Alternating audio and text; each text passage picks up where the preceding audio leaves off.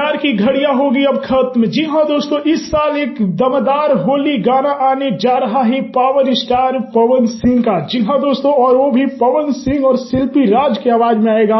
जी हाँ दोस्तों, बड़ी खबर यह आ रही है कि एक बड़ा होली गाना, जी हाँ दोस्तों, जो होली गाना आप लोगों को झुमाने पर मजबूर कर देगा। जी हाँ दोस्तों, आप सबको मैं बता दूं कि पवन सिंह के लगातार कितने आप लोग नए नए होली गाने सुने होंगे, लेकिन फैन का कहना है कि उतना मजा नहीं आया इन गानों से।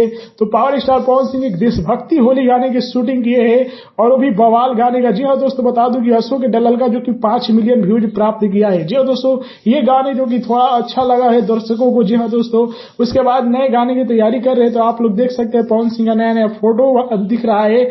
और अभी तक जो पवन सिंह के गाना आया उसमें शिवानी सिंह का आवाज सुनने को मिला।